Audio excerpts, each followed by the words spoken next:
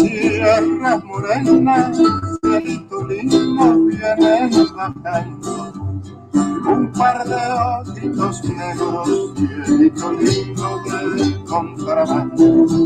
En la sierra morena, cielito lindo vienen bajando. Un par de ojitos negros, cielito lindo de contrabando. Ay, ay, ay, ay, canta y no llores, porque cantando se alegran, cielito lindo los corazones. Let's go, baby! Hit that like button!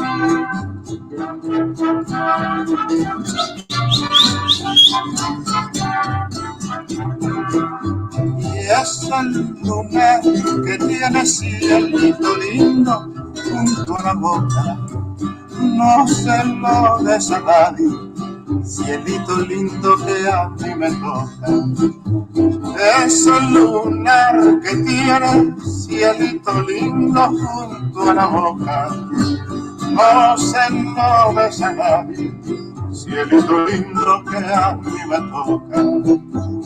Ay, ay, ay, ay, canta y no llores, porque cantando se alegra, cielito lindo los corazones.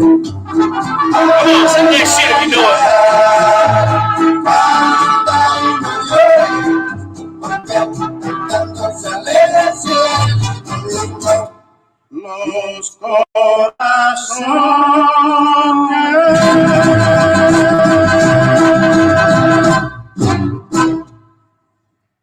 Yeah. What's going on, guys? Thanks for tuning in. It is HCP Uncensored on Mexican Independence Day, man. Glad you guys are here. I'm ready to cook, man. D-Style just got done over on Stormy. I sent him a link. We'll see if he wants to come on. If not, it's all good, bro. You know what I'm saying? I'll fly solo tonight, you know? But, yeah, man. I'm going to leave the headphones off for a second, man, because I'm going to cook on something real quick. I'm going to cook on some shit, okay? Now, I've been drinking, all right? I've been drinking a little bit. It's a celebration, baby. Let's go. You motherfuckers better have some beer right now. Let me tell you. No, Paul. Where you at, baby? Huh? We'll pop one open right now. Let me tell you guys something, man. These styles here, so let me let him in real quick.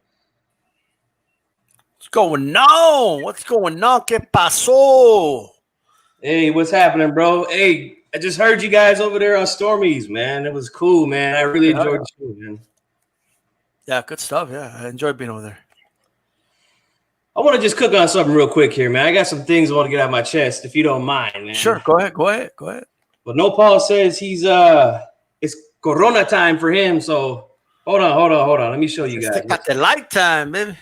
Míralo.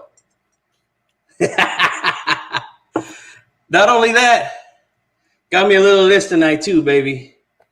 Oh, it's going down. I ain't got to work tomorrow, man. So, you know. Oh, shit. It's going down. All right. Man.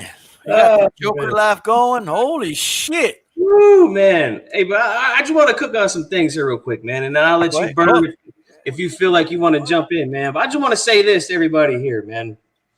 And people that are going to watch this after it's done, after we're live and everything. Look, man, I want to say what you get right here, G Funky Boxing, D-Style Boxing, HCP, that's Hispanics Causing Panic. What you get here is real boxing talk, man. All right? We don't bullshit around here, man. Okay? I'm sick and tired of this clicky culture that we got going on. Everybody wants to click up and things like that. Nobody wants to disagree, you know. Fuck all that, all right? That's not what makes this sport beautiful, man. That's not what makes us being fans of the sport beautiful. It's great when we can just give our opinion and that's it. You know? And if we feel strongly about something, man, we'll debate it. We'll talk about it. You know? D-Style and I, we don't always agree on everything, man. But it's all good at the end of the day. We still here, baby. We still ACP.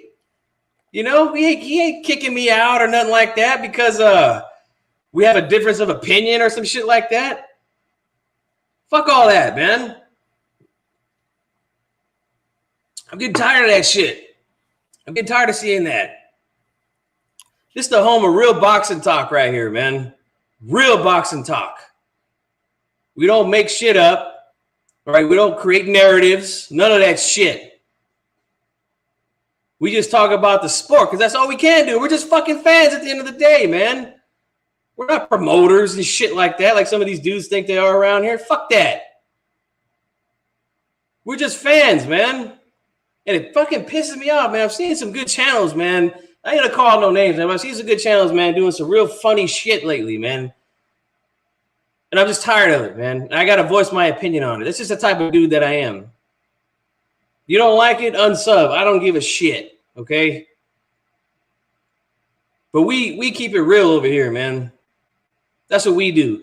And if you guys want to hear real boxing talk, man, this is the home of it right here, man. This is what we do. When we make predictions, D-Style and I, this is what we do. We break down the fight. We give our opinions on who we think is going to win. And guess what? If we get the shit wrong, we'll come back and make excuses, man. We give the other guys credit when credit is due. Or if a guy performs better than we thought, we give him credit where credit is due. We don't make excuses around here, man. We come back. We don't run and hide and make other channels and shit. We don't shut shop down and start up again. That's not what we do around here. We keep that shit real. That's how YouTube used to be, man, when I first came on here. 10 years ago, that's how it used to be, man. Now everybody want to walk around like the shit don't stink. Fuck that. Tired of that shit. What do you think, D-Style, man? How do you feel about that type of stuff, man? All right, I was on mute. Look, man, I mean, obviously, I think what's contributing to a lot of this is the fact that boxing is a little slow, right? And we've talked about this, man. We talked about how frustrating it is, like with the schedule, and you know, when you do boxing talk straight up and down, like you need boxing to hook you up a little bit, you know, and some guys go another route, so some guys go the route of, if boxing not giving me something, I'm going to do something else, but that's the main problem right now for the most part, I think. And that duck in the top left corner of me, but other than that, but yeah, man, this is the home of real boxing talk. I mean, obviously, we're not the only ones that do real boxing talk, but there's channels out there that do, bro. But that's where we're coining it, man. The home of real boxing talk. Here's what's not going to happen on HCP. All right, and we're not perfect. Nobody is. But what's never going to happen here is we're not going to censor differences of opinions. If I say something and you correct me, like let's say whatever I say, actually, nah, D-Style, that fight didn't happen that time, or whatever. You got that fact wrong, or you said this about whatever it is. Like, we're not going to like delete your comment. All right, like that's not going to happen here. It's differences of opinions are allowed here. All right, and like, I think the one thing a lot of people got to get used to is, man, I don't care if you see somebody you don't like in the chat. Like this isn't like, we're not here like this isn't the playground where we're here like to play with our friends. And nah, dude, we're here to talk fucking boxing. And guess what? Boxing brings in people's of all types of life, you know, and a lot of boxing fans are assholes. Okay. Like a lot of boxing fans, you know, feel differently about how you feel. And that's the reality that people got to live with. And that's what's going on here. Like if you see somebody you like, too bad, you know, I mean, it's people got to live with it. Okay. But no, I don't want to hear from that guy. That guy said something mean about me somewhere else. Look, this is the way you treat boxing channels. Okay.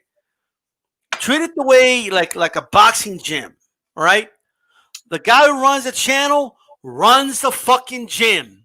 And that's it. All right. If you're giving a wrench, you're expected to enforce it. Okay.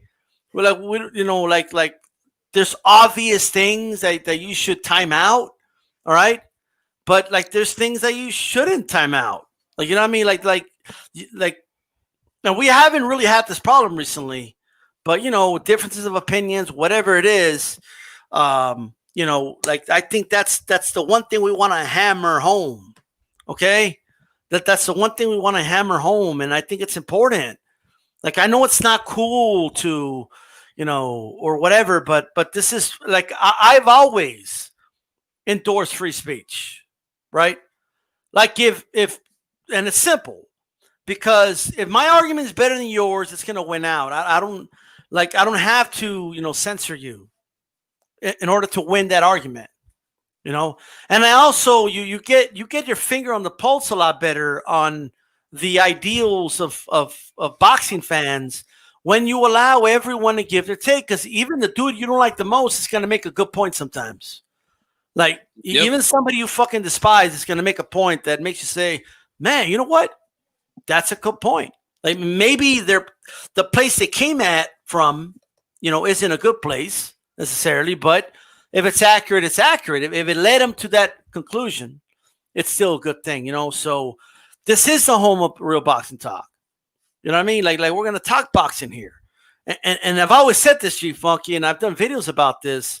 And like right now we're saying it, but I think we show it. Like when you look at our stuff, we show you guys that we're a home of boxing talk, right? And so I've always said this, right? And I'm sure you've heard this, G Funky. We don't want to talk about talking boxing.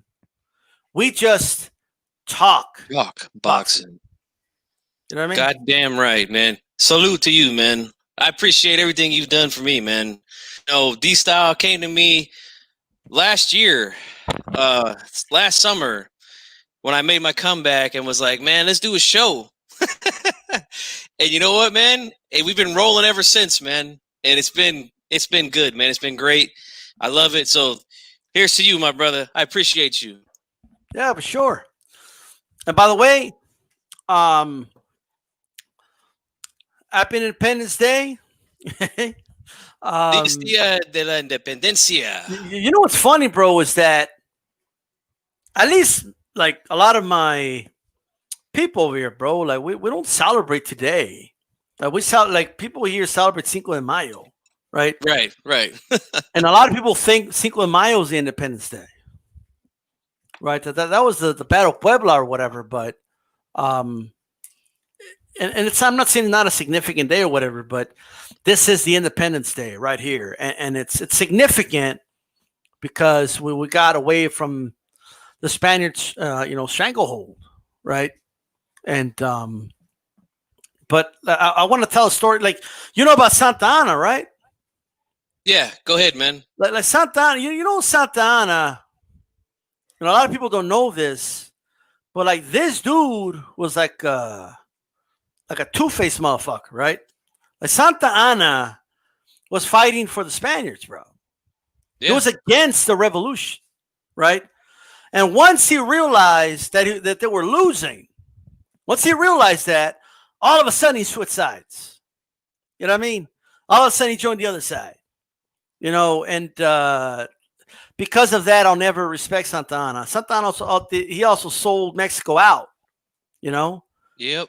Like he basically just allowed the fucking U.S. Army to just march into, Mexico City. They shouldn't have taken Mexico City that easy. You know, that shit should have lasted years. but dude sold out, bro. Yep. And that's the story of Santa Ana. And we still see a lot of that today, man. Unfortunately, And the other thing about Santa Ana, he's known for his victory in the Alamo, but I mean, dude butchered that war too, man. Yeah. I mean, it's shit's ridiculous, dude. Right? Mm-hmm. I mean, come on. The white settlers were coming over, right, with slaves, and one of the deals was you could become you could cross, and you could become a Mexican citizen, but you can't come with slaves, right? And they just kept doing it, and that's why, that's why they revolted, because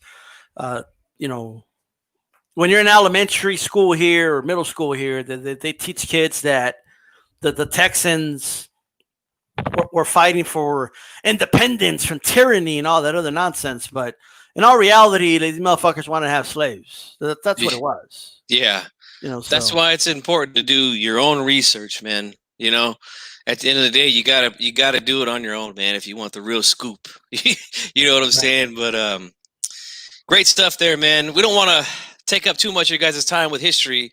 D-Style and I, we could go on for forever on this topic. Educate you, motherfucker. No, but in all seriousness, the important part was, I mean, it's a significant day, and you know what?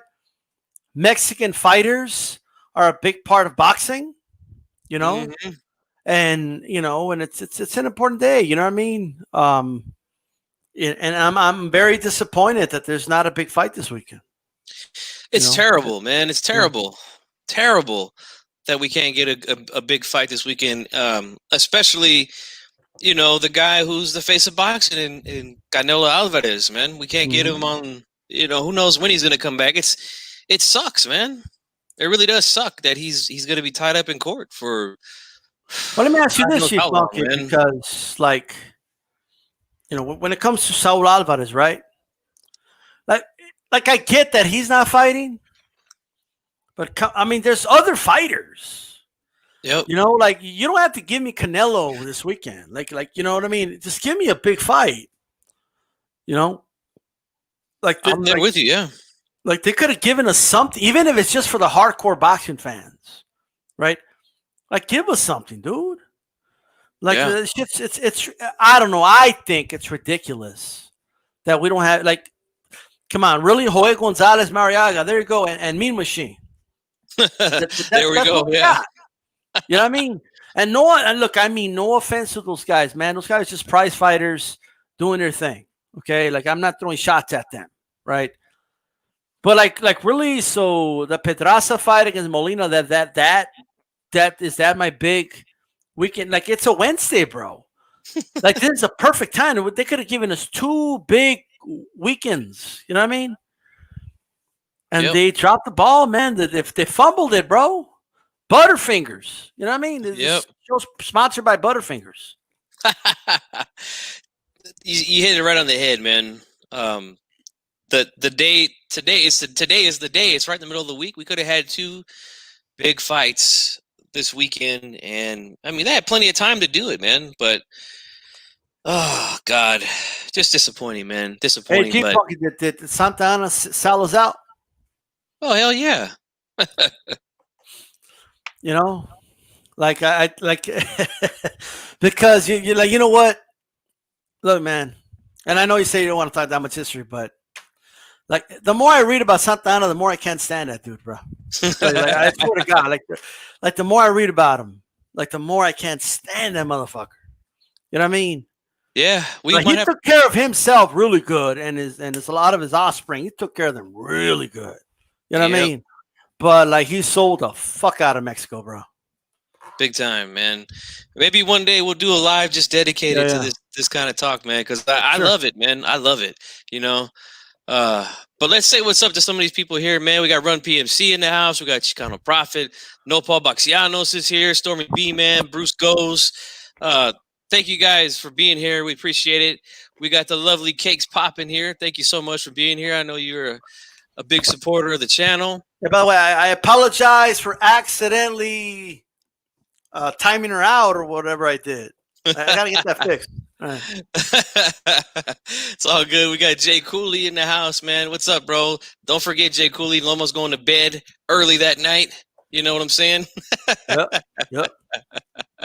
But let's I mean, what do you, I mean, what can we really talk about this week? It's a terrible week. This is why I wanted to talk about things that are going on YouTube, man. Like, bro, the Pedraza Molina fight, they can't wait for us to talk about that. Everyone's eager to hear that talk. You know what I mean? If we're going to talk about Pedraza versus Molina, here I'm gonna need a few more of these. Hold on. That's depressing, man. That is depressing, bro. I mean, again, no disrespect to these guys. They put their lives on the line, getting in the ring to entertain us. But man, it's just not.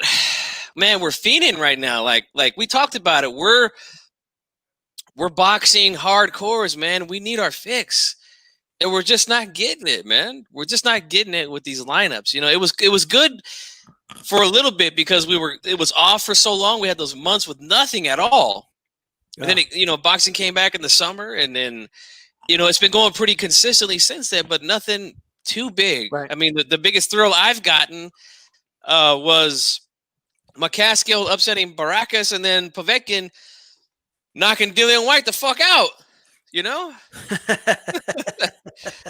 that was good. Don't get me wrong, that was good, but I need more, man. I need more. You know what I'm saying? Paul. We haven't. Look, that day was a real like that Dillian White Povetkin fight. It gave us something like to really talk about, and then the Jose Ramirez Postal fight gave us something, right? But look at all the weeks that have gone by, bro. We're not getting shit. Like, we're getting fights that usually wouldn't even be on TV. We're definitely getting pissed on, man, and it who sucks. Said that, dude. By the way, who said that, no, Paul? He said that Carlos Santana said that. I mean, nah, I didn't say that. Really? I mean, even if he did, I mean, you can't really take that serious. He's probably not even he's probably just a casual fan of boxing, I mean, I love Santana.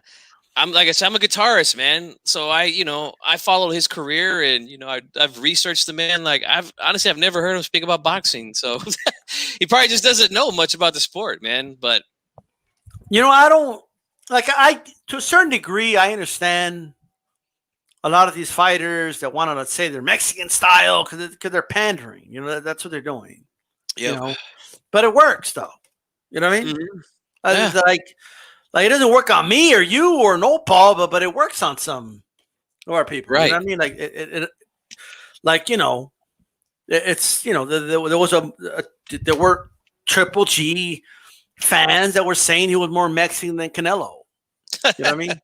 Well, which, but I don't take it too serious because I kind of know what they mean.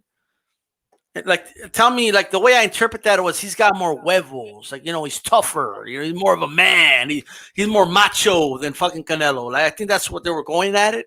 Yeah. Like, I don't think they literally mean that his DNA shows he's more Mexican, right? Exactly, yeah. Like, I don't think that's the direction that they're going, but, it is, like, I just don't think that should be something to play with. You know what I mean? Yeah, like, I agree. At the end of the day, like, just say you think he's tougher. You know what I mean? Just say you think he can kick his ass. Like, like I kind of felt this way when that Japanese dude is fighting Vargas, right? And again, we had some fight fans saying he's more Mexican. He talks more Mexican. He like, okay, well, in the end, he got his ass whooped anyway. You know what I mean? Exactly. So, like, Canelo beat Triple G's ass for real in the second fight. All right, so it is what it is. Like my grandfather always used to tell me, man, and he would say it just like this because the man worked 35 years construction. He said, "Talk is cheap, motherfucker." These dudes can talk all they want about being Mexican, about being chingon and all that type of shit. But you know what? At the end of the day, talk is cheap, motherfucker. Get the shit done in the ring, and then we'll talk about some shit, But here's why, like, I don't get that mad. So, like, I get it, bro. Like Kazakhstan, like, what history do they have in boxing? right? Not So much. what do they Yeah. bring? Like, oh, Kazakhstan, like, you know what I mean? But if you say, you know, hey, I'm Mexican style, right? And it obviously worked, by the way. You're gonna get Mexican fight fans, whatever percentage that is, to support you. So I get why they do it. You know what I mean? The Russian Mexican, and even Ricky Hatton was calling himself the Manchester Mexican, and so you know, I always look at it in 10, right? I think they mean well. So it's like I don't think they mean it in a bad way. You know what I mean? Yeah. It does become a little parody-ish, though. You know what I mean? Like, you know, I feel anyway. Like you know. So I think, you know, but it is what it is. Yeah, I think they know where the money's at in boxing. You know, they know that the Mexican fans show the most support. So, you know, if they could do something that could get them emotionally connected, you know, they got some money that could be coming their way. Like, who was the other guy? He was in the lighter weight classes, but they called himself the Mexican Russian. You remember that dude? Yeah. Like, yeah, I don't remember his name exactly, but Yeah, I can't remember his name myself, but I mean, we know why they're doing that. It doesn't mean that now, they're, you know, more Mexican than the Mexican fighters. I want the chat to help me out. Is there any other culture that they do that with in boxing? I don't think so. Have you ever seen someone say like, "I'm Argentinian style," or like even a Puerto Rican, like, "Oh, I'm Puerto Rican style." Like, you know, have they ever done it with like, "Oh, I'm American style," like, you know what I mean? Like, yeah, talking specifically, you know, let's talk nations, right? Like, do they do? Maybe there has been, but I don't see it, bro. Like, I just don't. Like, I don't. And has there been any Mexican fighters that do that though? Like they say they're a style of another nation or group of people. I haven't really seen that. I mean, maybe I'm wrong. I'm honestly asking. Yeah, not that I can recall. I mean, I remember hearing this a lot. Yeah. You know, a lot of hardcore Mexican fans back in the day would say that about Oscar De La Hoya because he would utilize, you know, movement in the ring, jabbing, you know, counter punching sometimes. Well, you were one of them, G Funky. You were going for Trinidad.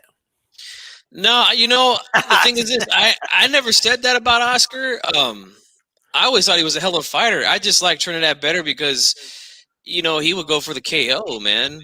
Can we have an honest discussion about Oscar De La Hoya? Yeah, absolutely. And here you go, man. She says she accepts your apology. All right, good. I could do it. I couldn't sleep at night. I felt so guilty and shit. You know what I mean? Like, I felt like a piece of shit. And like, you know, I was like, God damn, bro. What are you gonna do next? You steal money from a poor person? What's the matter with you, bro? You know? But look, Apple types in the house. What's up, bro? Thanks for joining us, up, man. Big up Willie as well. What's up, man? Like, I'm not going into the Puerto Ricans. They just need to pick it up a little bit. Hey, Apple type, man. Subscribe to Cano Sports, bro. He's a Puerto Rican. I know you said you have a hard time finding fellow Puerto Ricans. You know, it's a good channel too. What's up to Big Dog Willie? Look, like, here's the thing with Oscar De La Hoya, and like, look, dude, I was a fan growing up of Oscar De La Hoya. You know what I mean? Because as a Mexican American, right?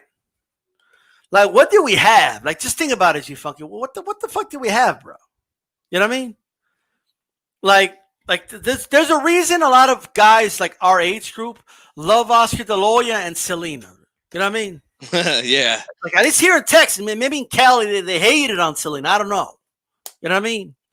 But here, Corpus Christi, we love Selena. You know what I mean?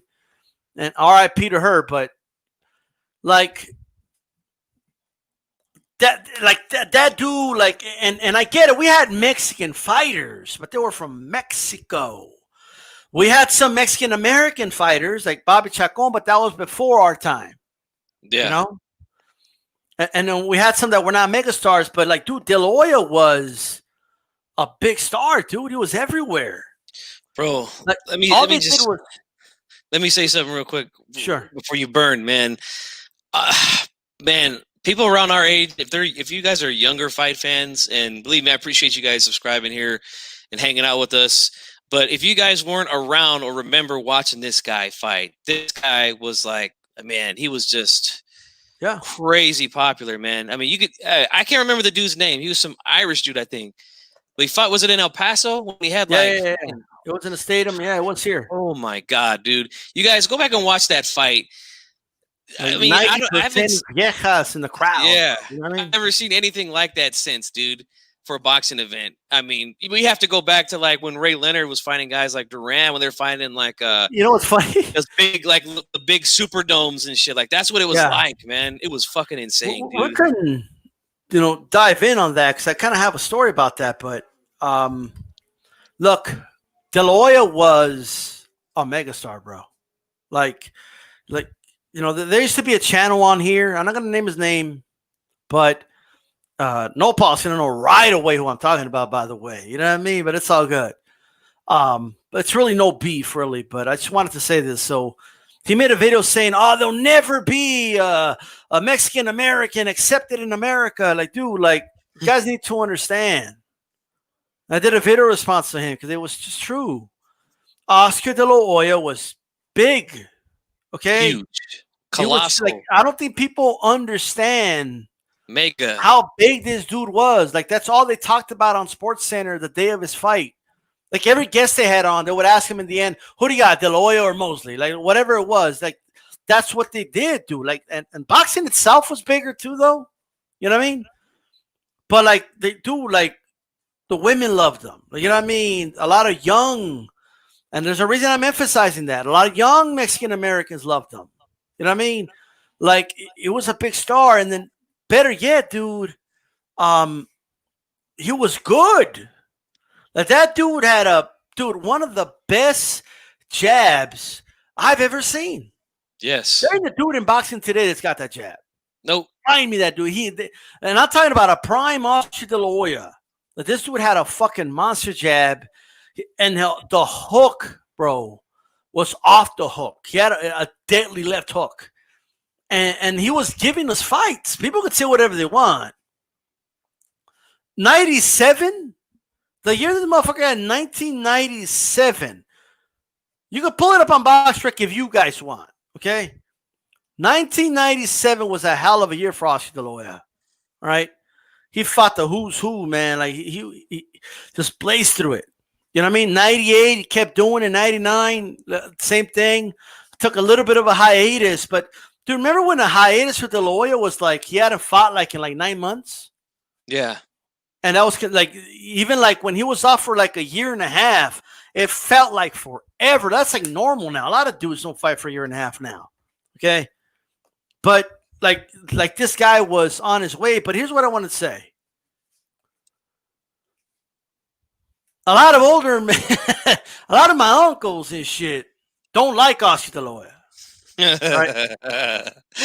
and I'm kind of like I've gotten to an age now where like I kind of don't care, but like I always waited for the day to come where they give this dude some credit. You know what I mean?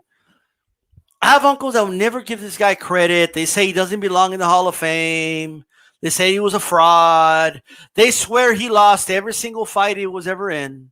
Okay, he lost to everybody. Every single close fight he had, he lost.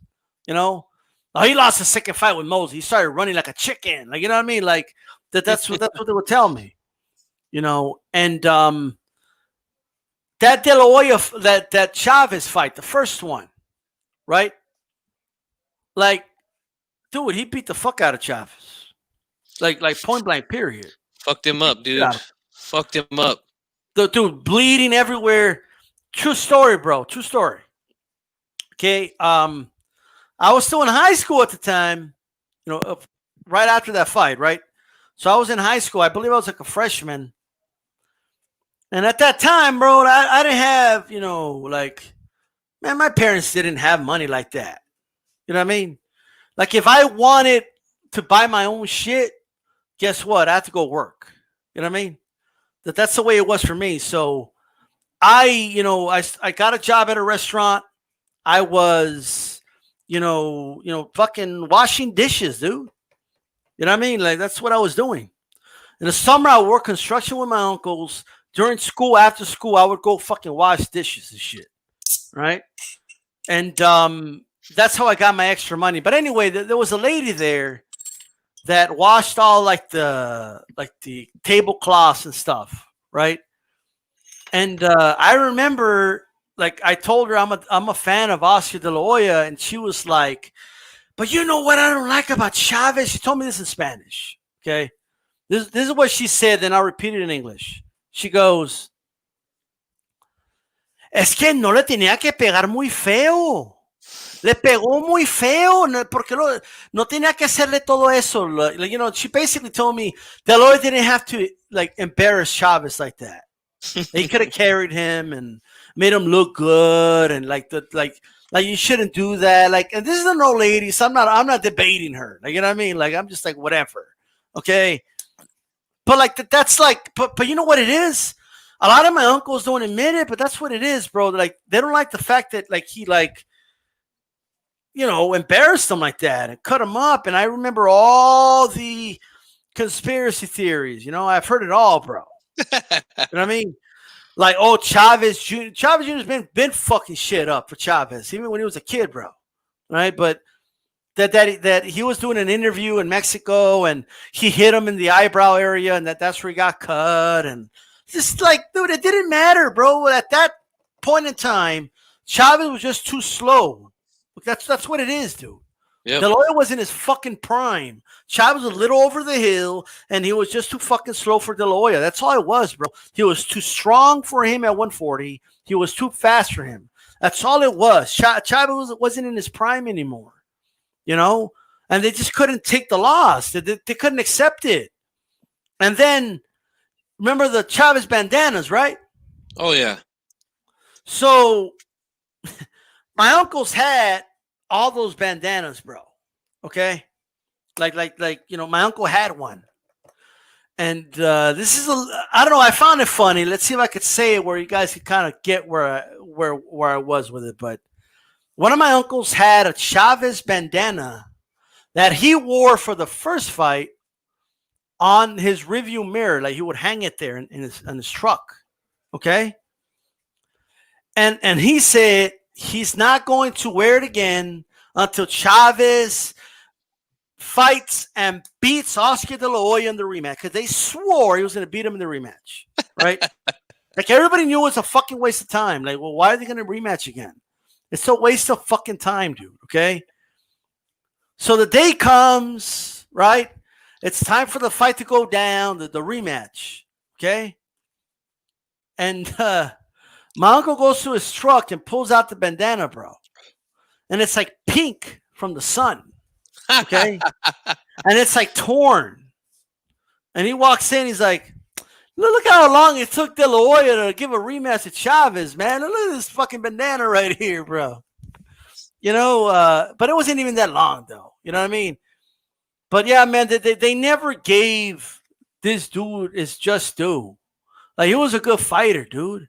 You know what I mean? He really was. Like, even if you feel like, well, he should have lost this fight or that fight, they were all close and competitive, and it was a fun time in boxing. Like, he was fighting these guys, you know, not like today where these guys aren't like, they're not fighting like that anymore, dude. Mm-hmm. And I just feel like they never gave him his credit, you know.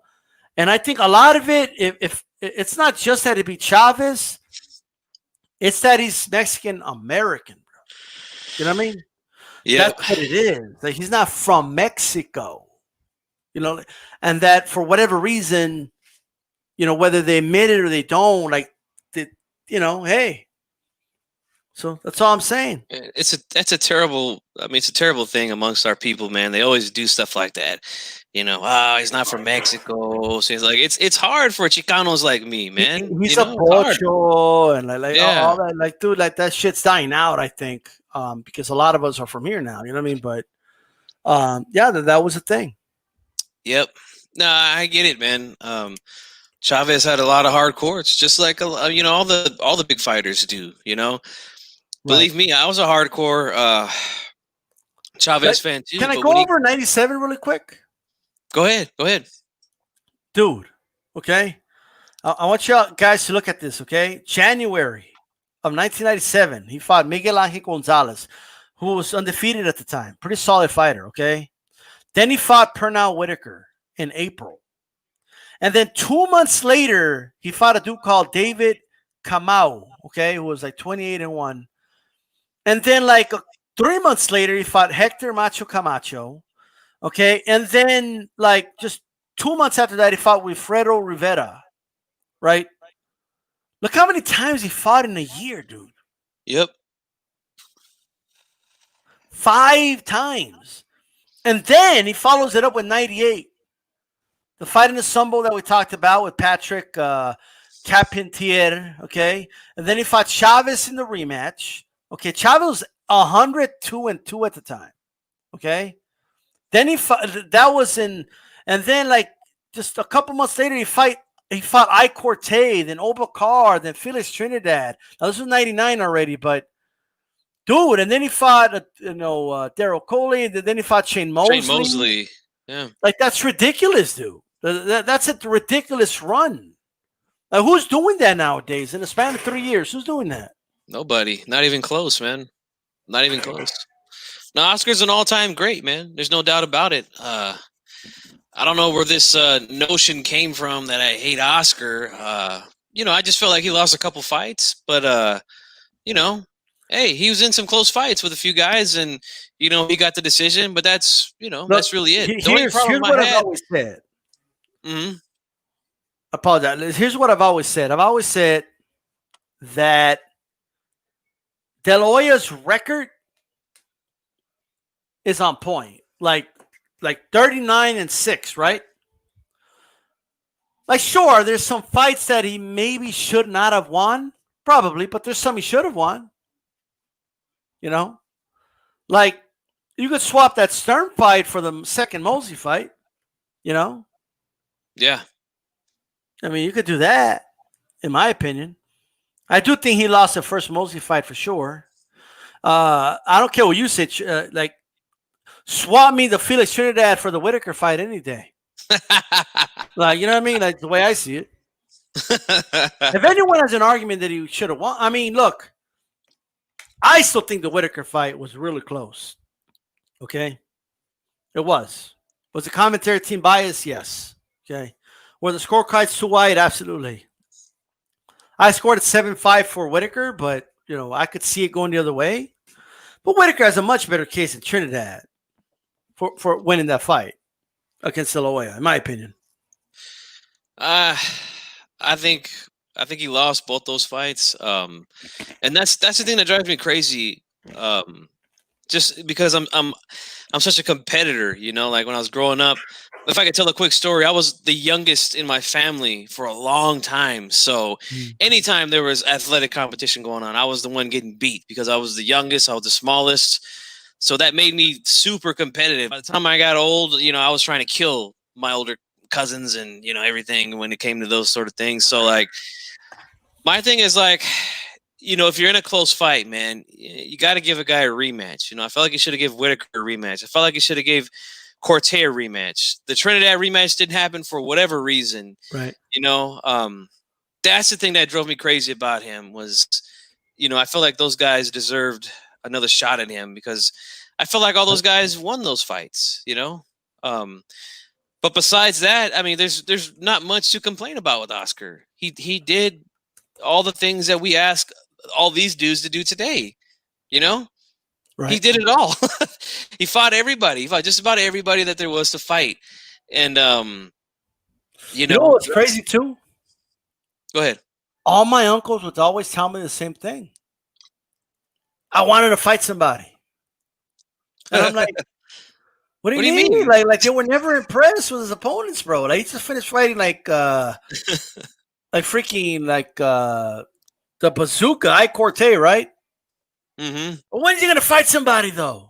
And he lost that fight, by the way. You know what I mean? Like I just like what? But I do think he pulled that win off, though. I do think he won that fight with Corte. Good close fight, man. I love that fight. It's one of my favorite fights of all time. I Corte versus Oscar De La Hoya. One of the rare fights where you'll see both guys get knocked down in the same round. The sixth round, both guys get knocked down with two left hooks. Hey, Chief, I'll be right back, bro. All right. Yes, no sweat. Yeah, man. Oscar was, he's what these guys should. He's everything he's done is everything that these dudes should be doing right now. You know, he was the guy. He was the face of boxing. Excuse me, guys, the beer. But no, Paul, if you're still there, I remember you said a comment earlier about how it's hard for Mexican Americans to build that name. Here's the thing with Oscar, though, man. Oscar, don't forget, he fought in the Olympics for the United States, and not only did he win gold. I mean, that's big, obviously, to win a gold medal in the Olympics for your country, the United States of America. But he had that story of his mother passing away, so right there, you were already establishing a strong face. People became emotionally attached to the guy because of that situation, in his young life where his mother passed away due to cancer. It really did capture a lot of people. My mom, let me tell you something, back in 92, besides the Dream Team dominating and what I believe was the best, the greatest team ever assembled in sports history, team sports history, was that 92 Dream Team. But besides that being the big story, that we had guys like Larry Bird, Magic Johnson, Michael Jordan, all playing in the Olympics for the United States. We had a young kid from East Los Angeles who had $1 million look, who had his mother pass away, and he goes on to win gold. I mean, that's a huge stepping stone for him to become a mega star. And it took him places, man, that I agree, most Mexican Americans, it is hard for them to establish a name like that, but that really helped Oscar out, man. And you know what? It showed that he does have mental toughness to go out there and compete, knowing that his mother had passed away and stuff. What's going on, man? Yeah, I was just talking about. I was just going to addressing what Noel Paul said earlier about how it's hard for the Mexican Americans to establish a name, and I just kind of tied in Oscar's story going to Barcelona in '92, winning gold with his mother passing away. It was a great story, and it got people. It really captured a lot of people. My mom, my mom was watching every time they were showing Oscar fight. The Cate, but right. Yeah, my mom and I, we watched that gold medal match with Oscar when he won, and she wanted to see it because of that story of his mother. He would, every time they would meet in the center of the ring, he would look up to the sky like he was acknowledging her and things like that. It it propelled him to that stage, like, okay, this guy's a gold medalist now, so now we got to put him on. I remember watching him fight ABC Worldwide Sports on Saturdays early in his career. The guy was a hell of a fighter, man. We could say what we want about him, about his promotional skills. I mean, he's not the best promoter, but as far as boxing goes and what he did in the ring, you really can't complain much about him, man. You just can't. Yeah. Look, I mean, was he perfect? No, but I mean, come on, dude. Like, look, obviously, I agree with Boxing Dialogue. He wasn't big enough for middleweight. You know what I mean? Yeah, I agree. But not only that, like, dude, he went for it when we had like a really good middleweight champion up there, Bernard Hopkins. I mean, this is not like, I don't know if who do you think would have won? Like, let's say the champion wasn't Hopkins. Let's say Hopkins wasn't in that division anymore, right? And Trinidad knocked out Joppy and then moved up to go fight Roy Jones or something, right? That was the plan, yeah. so let's just say hypothetically, if it wasn't Hopkins, who would have been the champion? I guess Felix Sturm, I guess, maybe. or Joppy, maybe. You know what I mean? So De La Hoya could have, be one of those guys. I mean, he shouldn't have, but they gave him the nod against Sturm. So yeah, I thought that was a bad decision too, but we know why that happened. Oh man, D-Style, bro. Not to go off topic real quickly, but I want to show you something, man. Look what the wife made me here, man. Look at those enchiladas, bro. Look at that. You see? Oh my god. Damn, bro. She hooked it up tonight, bro. Shout out to the wifey. You know, we're doing it big, man, on Mexican Independence Day. I think this is a good topic, man. Oscar De La Hoya, the fighter, not the promoter. But Santeo, I want to read what you said. He says you got to be more Mexican than the Mexicans. You got to be more American than the Americans. It's hard work. Selena Quintanilla's dad. Yes, I agree, man. Look, I want to bring something sad to this, but just kind of explain where we are. Like, look. And I think sometimes people wonder, like, why do these Mexican Americans like hang on to this Mexican flag? And number one, you got to know the meaning behind the symbol in the middle of that flag, and why there's three colors, and why the soccer team is. They don't just call it El Tri, like you know. I mean, I can't do everything for you guys, but there's a reason for all that. Yep. But we have to look at the, why do we do that? And I think it's an identity thing. But like, dude, I'll never forget. And this was like one of the most disgusting things I ever seen. But so if you remember last year, like a white supremacist dude showed up to Walmart and, shot up the Walmart. You know what I mean? Yeah. And in his manifesto, that like he targeted this spot because it was the one Walmart in the country that's going to have more brown people than any other Walmart in the country. So the target was obvious, right? Yeah. So anyway, it happened and all that. So, but some clips came out, and I saw this on Twitter, right? Like these people were being escorted out of the mall because at this time they didn't know where the shooter was, right? But they're getting escorted out of the mall like in mass, right? But you could tell there's a lot of Mexicans there, a lot of brown people, And I'll never forget, I saw this comment, right? And it was somebody that I had followed for many years. He was just like a boxing head or whatever. He's a boxing fan. But he was stupid enough to post this, and he posted something saying, they shared that video, and somebody put, it's crazy to see this happening in America, right? And a person hashtagged like ban guns or something like that. But this guy retweets that with a text, and he puts, I don't see any Americans there. Yeah. That's what he said. Now, granted, there was some people in Juarez, Mexico there, but a vast majority of them were American citizens, right? They may have been brown, but they were American citizens, born and raised here. You know what I mean? So that whole American as apple pie, like there's just people out there that don't consider us American. Like I don't care if you serve the country. I don't care if you're a Marine or whatever it is. Like there's people that will never consider you American because it's not the quote unquote ideal American. And while that's not true, like we are American, you know what I mean?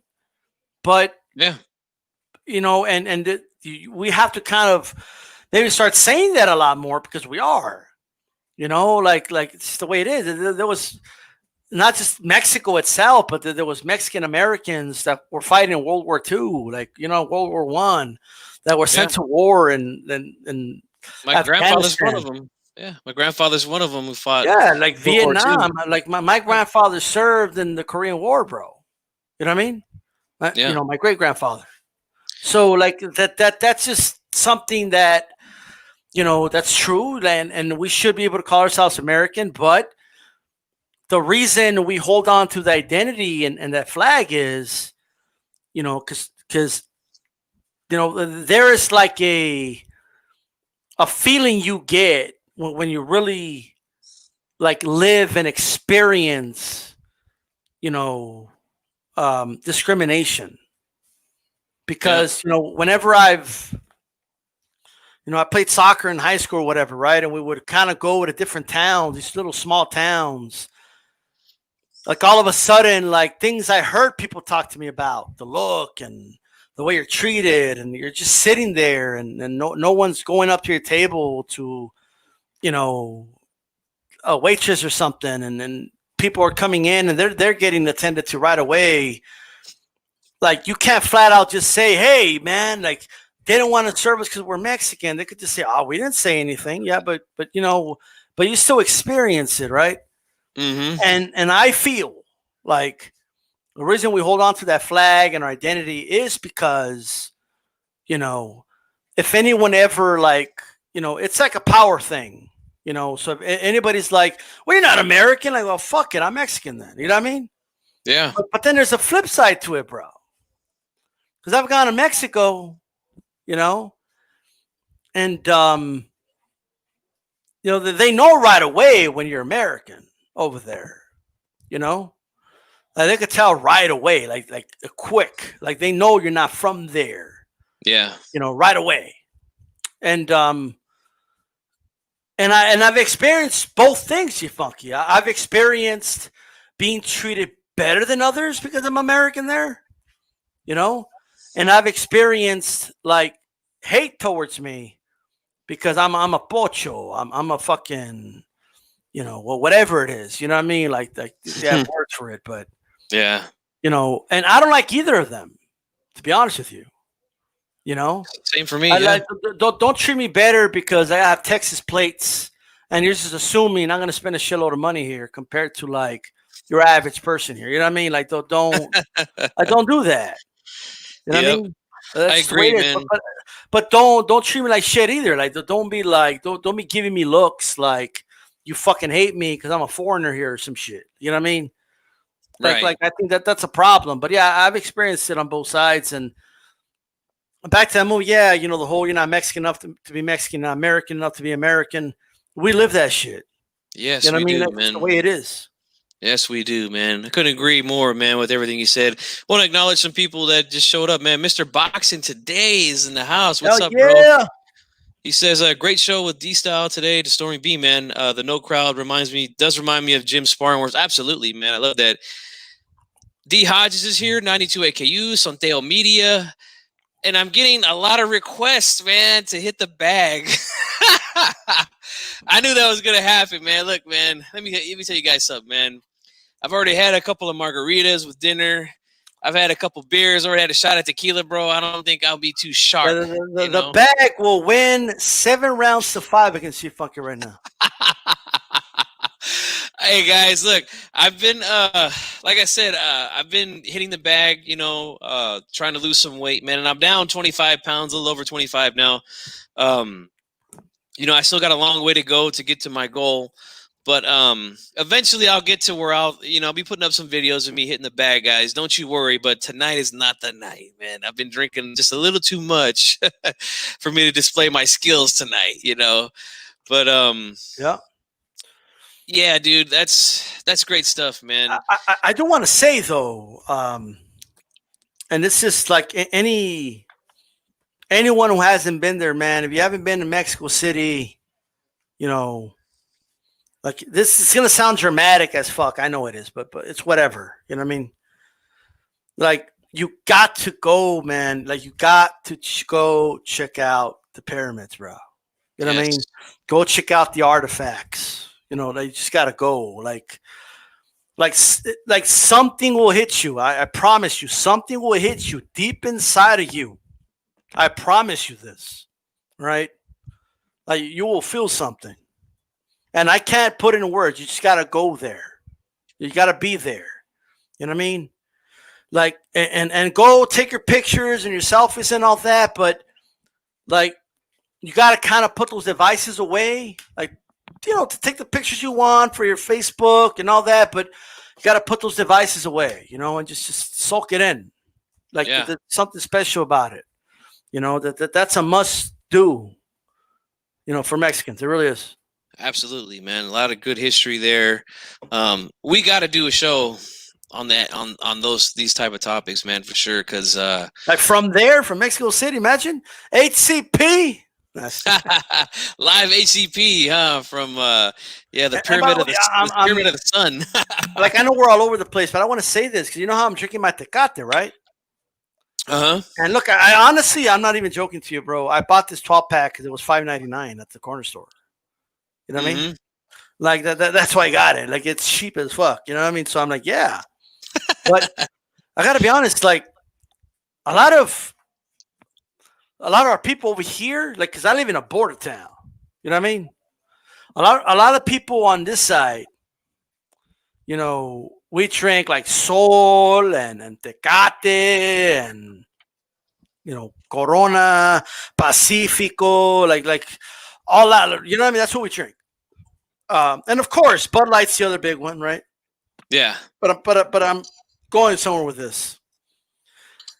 Carta Blanca, right? But when you go to Mexico, like if you cross the border, right, and you go party over there. Now I haven't gone in years. It's too fucking dangerous right now. But yeah, these styles scared. I'll say it. I'm scared to go. Okay, so it's what it is. But guilty as charged. Me da miedo. But like I don't want to get shot. You know, because over there they have real shot. You think you're taking shots, you funky? If you go to Juarez, they have real shots over there. What I'm talking about. I'm sipping, like brother. I'm not taking really shots. Right? No, but in all seriousness, you know, over there, dude, they drink American beer over there, bro. Budweiser and Bud Light and Miller Lite, and it's crazy. Like they think it's weird when, like, if I get a Dos Equis or something, like. You know what I mean? Like, yeah, dude. It's like they're like, oh, you don't want a Budweiser? Like, you're from over there? Like, nah, one of those. That's what I drink over there. You know. Plus, alcohol is a lot stronger too, and a tequila is really good. You know what I mean? Yeah. This tequila I got here, the Cave de Oro here, man. This is from Mexico. I had to order it special to get it here, man, because I can't find it anywhere, man. But look at that, about me, bro. I make my tequila in my backyard. What's up? Hey, you do? Hey. No. I was going to say, when I get down there, because I'm telling you, man, when this pandemic's over, bro, we're going to do a show live from El Paso. We're going to do a show live here from Sacra, you know, and I'm going to do a show, bro. We're going to do an HCP in the Leave It in the Ring Network headquarters, bro. Yeah, do it there too, man. In the man cave. That shit's going to happen, right? And we got to get Dave on an HCP soon, too, but. Yeah. But you know, Bruce goes, this is tequila, bro, not mezcal. You know, by the way, can I say this? I don't know if you've already said this. I think most people like in California, but I want to say this for like my Boxing Today over there in like Minnesota. You know what I mean?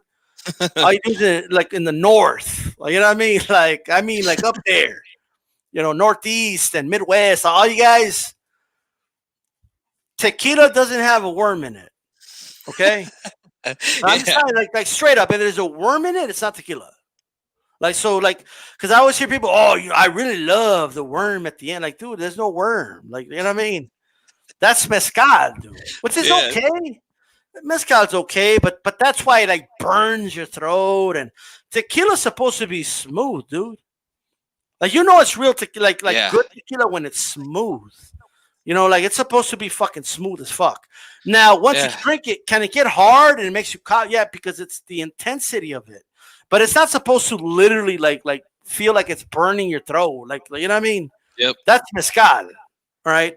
So Los Altos tequila, I don't know if you ever had it. Los Altos tequila is definitely one of my favorites. It's a really good tequila and stuff. You know what I mean? Yeah. This one here. No, I have not. And there's a million different tequilas, man. So, and 1942 is definitely it's expensive as fuck. But Don Julio, you know, it's the 1942 tequila. 1942.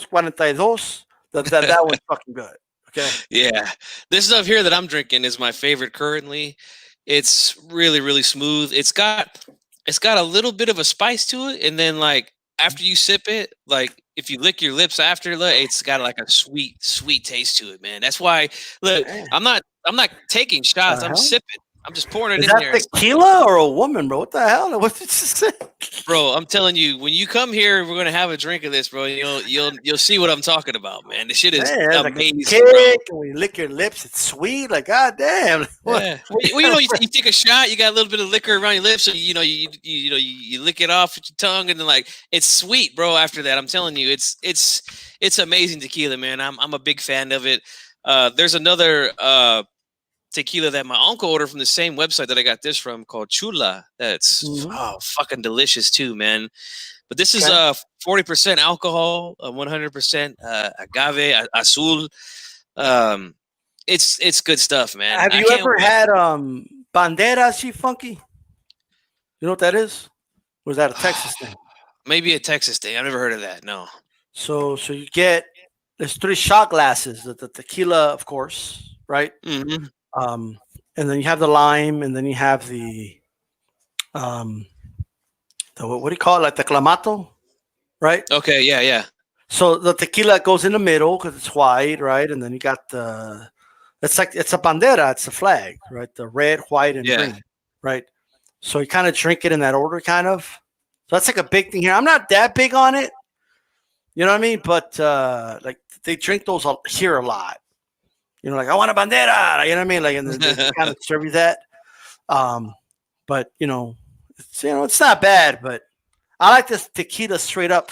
By the way, what do you think of people that like, because here, bro, it's considered like only viejas drink it dressed. You know what I mean? Like, you go to a bar that you want it dressed, right? Yeah. So over here, like you're considered a pussy, like if you drink the tequila with the lime and the salt and shit. You know what I mean? Like you gotta drink that shit straight up. What do you mean you want a lime and salt? Like, Look, you don't see no lime salt with this Corona. You don't see it with the tequila here. It's be a fucking man. Drink this shit straight. I'm glad you said that because let me tell you something. One time I go to the bar, right, and we're drinking, and like the girlfriend at the time, the white girl, her brother shows up, okay, and he's like, Coronas, yeah. And then he's like, I forgot what term he used, right? Maybe it was dressed or prepared. I forget what the term was. And the bartender was like confused. She's like, I don't know what you mean. I'm sorry. Can you describe it to me? He's like, oh, okay. So what you do is that you cut the lime in half and then you rub it all over the neck of the Corona, and then you put salt all over it, right? So she brings it like that to him, and he's like, "This is how you really drink a Corona." And then, dude, it looked like dude was sucking dick, bro. Like he was like, and you're like, wow. And they're like taking a drink. He's like, it's so fucking good, and I'm like, bro. What are you doing, bro? Oh my gosh! Yeah, that's definitely for the viejas for sure, man. Nah, when I first started drinking, he said it was really, really good. Let me tell you, man. When I first started drinking, it was because I was. This is when I just started to learn to play music, and I was practicing with my uncle, who was a drummer he passed away a few years back, but he would let me sit in with his band and stuff and practice and. Some of the guys would do that in the band. They would put the salt and the lemon and all that shit. So I started learning to drink it that way. But then my uncle was like, man, fuck that shit. Just drink goddamn beer like it's supposed to be, like. well, here's a story with Corona. Like Corona has an aftertaste. That's why I don't like Coronas. It has an ugly aftertaste. That's why they did the whole gimmick of the lime and salt. The same with Tecate. That's what it is. You know what I mean? The red Tecate, I tasted and I don't like it. If to me, bro, honestly, like if you want a Corona without that ugly aftertaste, either get like a Corona, what is it? Corona Premier, right? Oh yeah. Okay. Or because it just tastes better. You know what I mean? Or just get a Sol, bro. Sol, like all day. Yeah. What did Nopal ask? About some sort of tequila. Fuck, where's this comment at? Goddamn, here we go. I'm gonna grab me. Speaking of Coronas, I'm gonna go grab me another one. I'll be right back. All right. Don't stumble, G-Funky. Right? Don't follow me now, bro. Unas otras para la sed. Even the music says it. It's drinking American beer. Michelob. All right. See, I Yeah, got Corona a fridge benefits out here, man. from So branding much better Mexican beers than Corona. Absolutely. What do you think of that? I think there's better beers than Corona out there. G-Funky. oh yeah, there is. Yeah, Like, there dude, is. you know what? Dos Equis is underrated as fuck, bro. It is. It is a really good beer, man.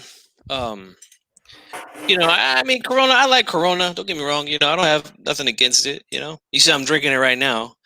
But I like It's the beer, beer man. that put money in. Like Tecate and Corona, like, you know, they got involved in boxing. And they're in the corners of the boxing ring, and they got good commercials. Like they got, you know, Tecate has Canelo in the commercial, and you know, like Corona has that famous commercial, like in the beach and stuff Yeah. like that.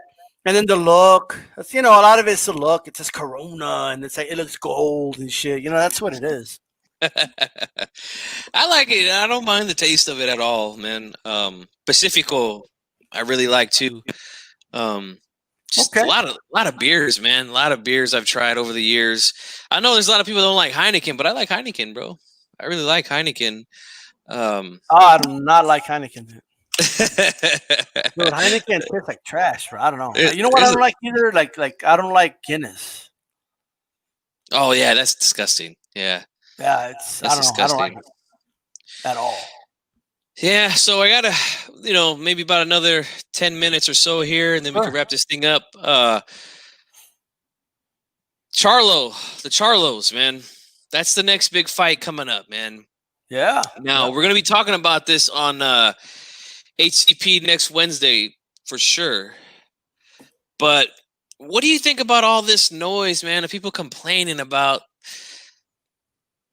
if the fight being on pay-per-view, man? I don't have a problem with it. I'm just gonna be honest, man. I don't. Well, you know, look. Let me first say this.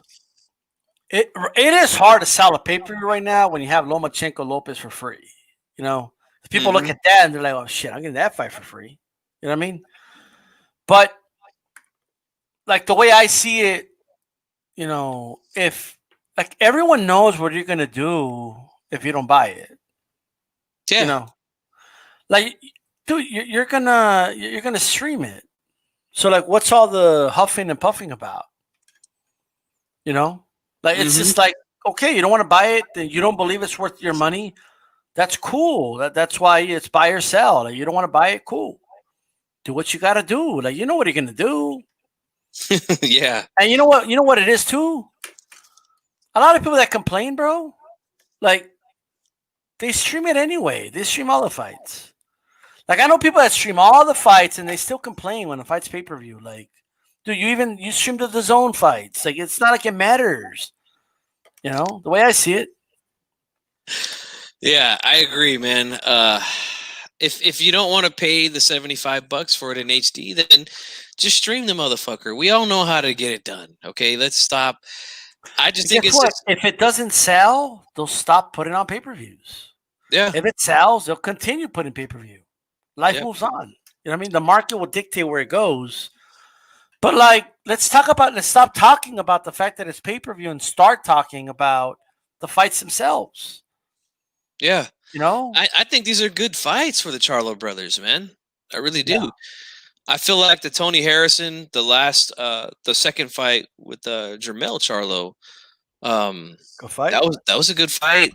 And then now he's stepping up, man, fighting a big junior middleweight in Jason Rosario. Fucking great. I think that's gonna steal the show. I gotta be honest with you, because Jermell's a guy. He comes to get it, you know. Yeah. He comes to get it, man. I And can't so wait does for that fight. Yeah, and so does Rosario. You know, both these guys. That fight's gonna end a knockout for sure. The Charlo, Jermall Charlo and Derevyanchenko. I feel like that's gonna be a little more of a chess match, right? But I still think that's gonna be a good fight. I'm buying the fight. You know, call me whatever you want to call me. I'm buying the fight because I want to see it clear. I want to see it live. I don't want to see it, you know, the interruptions from a bad stream or some shit like that. I need to see the fucking fight. Okay. Right. and I want to see how these dudes do while they're stepping up in competition. Because there's been a lot of big talk about Charlo on the, here on YouTube, but both Charlo brothers, and like I think both guys are good. Don't get me wrong, but at the end of the day, we still need to see them against good competition, and this is good goddamn competition. I want to ask the chat. So, what do you guys think about this G Funky? Should G Funky drink more tequila during HCP? Give me a 1. Yeah, give me a 1 in the chat. If we need more G Funky drinking some tequila and some D-Style drinking Tecate Lights on HCP. What I want to know. Okay. Hey, we might get a sponsorship one day. You never know, man. Yeah, that's right. Okay. My brother Black and Brown, what's up, bro? Well, how you doing, man? Hey, shout out to Black and Brown. I don't know when exactly, but we should do a show one of these days with that big board. You know what I mean? Absolutely, man. That big board, that's a great concept, man. I really like it. We definitely got to hook up again, Black and Brown. And as soon as this pandemic's over, bro, we're both from Sakura, man. So we're gonna hook up one day, man, and watch a fight together. So I can't wait, bro. Everybody's seen one. Look at that's right. Hey, Joe Lopez 40. Shout out to Joe Lopez 40 ounces. Cinco de Mayo, not a big deal in Mexico. Yeah, we talked about that earlier. Yeah, we talked about that a little earlier. But people here think it's like Independence Day. It's not.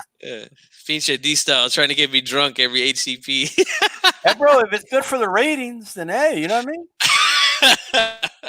We also got Raider here. Raider from LA Boxing. What's up, bro? Thanks for being here, man. Dude, I'm really interested in that Charlo Rosario, man. I think that fight is almost guaranteed to end in a knockout, I think, man. What do you think? Dude, you know what? I don't know what's going to end by knockout. But I feel like I just have this feeling like Rosario's going to win. I think it's going to outwork him. It's going to be a war, though. It might even end in a controversial decision. But I do think Jamal is going to knock out Derevyanchenko, though. I think that's going to be I just mid to late round stoppage. I can't wait, bro. And then, hey, we talked to and I want to ask everyone to chat a question a little bit, but Magdaleno, we had him on. He's going to be fighting on Fox, bro, right before the pay-per-view. You know what I mean? He will be there. Yeah, man, I'm interested to see how he does, but I want to ask people, man, here's my thing with HCP, right? Because I have big plans for HCP, guys. And for those that don't know, it's not just YouTube. We come on live and stuff, and then, the archive's doing really good, But, we're on the Leave It in the Ring network, and it gets, thousands of views there. And we're doing good, man. Dudes with, blue check marks on Twitter messaging us about the shows. It's crazy, right? But what I want to ask is this, man. I don't want to lose, what the show is. You know what I mean? I don't I've always been worried about bringing people in and interviewing them because over time it could influence you a little bit. You develop these little relationships with these fighters in terms of favoritism and stuff, and I don't know. I feel like we could still control that. You know what I mean? And not be biased and still call it down the middle and stuff like that. Yeah. Dude, I know the publicist of David Benavidez, but I still, I call it like it is. I'm not going to kiss his ass and say good things about him, when he misses weight. If he misses weight, it's the way I am. You know what I mean? But, I want to ask Chief, I want to ask everybody, should we still bring guests? Should we still have people on, interview them, bring fighters and people like Ari the Rugged Man, Christy Martin? You know what I mean? Should we, continue doing that, or should we just keep it a show where we don't have guests? It's just about us and our opinion. You know what I mean? Me personally, man, I like it. I never thought I would ever do interviews with professional fighters. Like we had Sulem Ubrina, Diego Magdaleno, and then we had the Hall of Famer Christy Martin on. You know, like that was like Rugged Man. yeah, the Rugged Man. Like, dude, that was like one of those goals that was like so high up there. Like I never thought that I would get to talk to fighters, and you know, I got a chance to do it, and it's honestly because of D-Style, bro. Like he brought me back from the dead, you know, because I was gone for a little bit from YouTube, and you know, my subscriber base is not the biggest. You know, I'm almost to 400 subscribers now. When I came back, I was at like 120. You know. And I'll be honest with you, man, what I got right now and what I get from my chat and everything, like this is exactly what I wanted from the get-go, was to have good interaction with my subscribers and to possibly, you know, talk to some professional fighters, you know. I'm for it, man. I like it. I really like it. You know, we're going to have a friend of mine who's going to be coming on the show hopefully in a couple weeks, Danny Zavala, who's from Sacramento. He was a performer, ex-professional fighter. I've already done a couple shows with him. You guys can go and check my videos, man. I've done an interview with him one-on-one, and then he joined us on a panel on a How to Fix Boxing show here on G Funky Boxing. You know, I got word from him. He says he wants to come back and start doing some shows with us. So I'm all for it, man. You know, I'm all for it, man. I really like it. I enjoy it. And I'm always going to give my opinion on what I think that what's going to happen during the fight, you know, regardless of, you know, if we've had the guy on or not, you know. You know, that's just the way that I am, you know, but I really enjoy it, man. I do. Yeah, man. It's kind of weird, bro, when you have like these random soccer players message you, tell you good show, and you know what I mean? It's just like a weird, like, a lot of it is on the radio, like on the podcast, whatever you call it. You know what I mean? Mm-hmm. And you know, No Paul says not on HCP, like on another show. You know, like, but like we're gonna be doing HCP Uncensored, so it's not like, I don't know. Yeah, that's what this is for.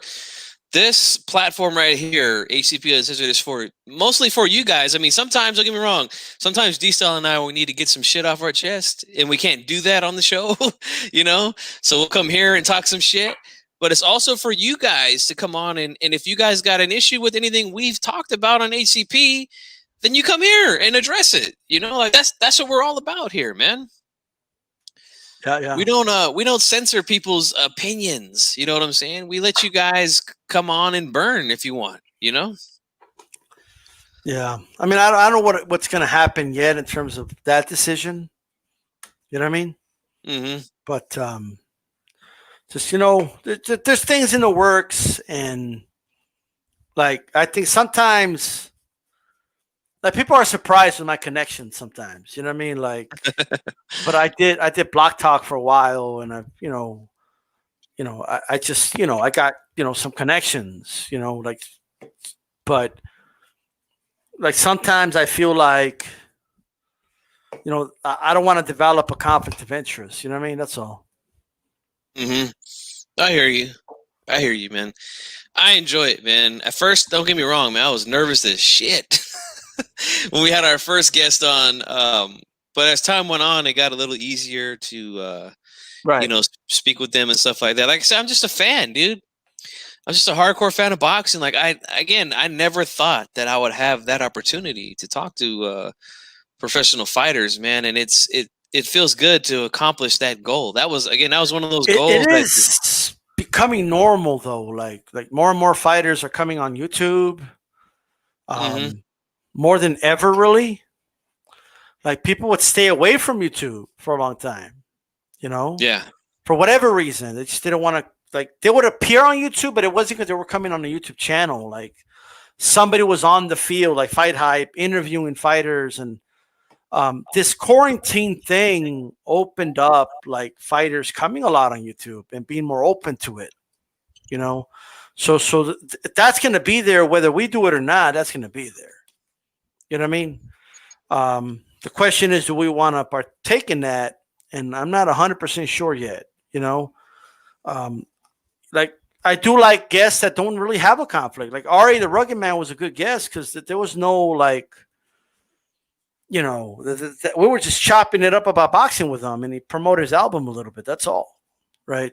Yeah. So Good album, by the way. If you guys are into hip hop, you gotta check that album out.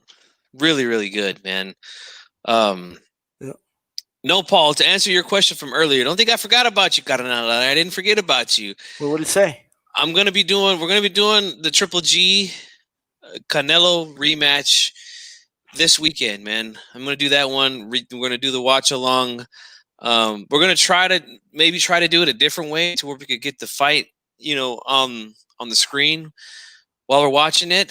Yeah. We're gonna see how we can do that. If not, then we'll just do it the same way we've been doing it. But yeah, I want to do that fight. We're gonna figure it out because I really do want the fight on the screen. You know what I mean? Yeah. So. And I really want to do that fight because I kind of already have an idea like how it could be done. You know what I mean? So we'll be all right.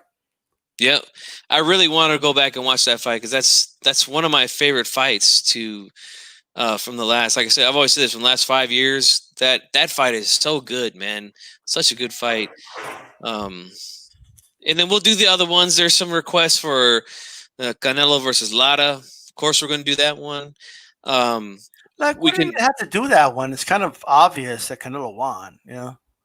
I know. I mean, it's obvious that Lara made him look silly all night. So that's a one that we don't have to do. We can do Oscar versus Trinidad. We can do that one. I don't mind doing that one. G-Funk's never afraid of the fire, baby. You know what I'm saying? I don't know about that one, bro. I think you're very Trinidad centric when you watch that one. And you know what? Here's the thing. I'll admit that. I know I've come ever since I've been on YouTube. I've said that I'm not a fan of any fighter because I want to be able to be unbiased about it when I do predictions. But this is long before YouTube. I was a huge Trinidad fan. I'll tell you what. Like, I'm probably the only person, but I've scored them round by round. But I'm probably the only dude that scored all 3 Morales Barrera fights for Morales. Like, they're close and but I just like the third fight, the second fight, the first fight. I just feel you want them all. I feel different. I feel different about it. I feel Barrera won the first one and the last one. Second one, I thought Morales won that one for sure, but that's the one that Barrera got. He won the last 2, I think, right? But I can't even remember now, man. But he won. Morales won the first one, right?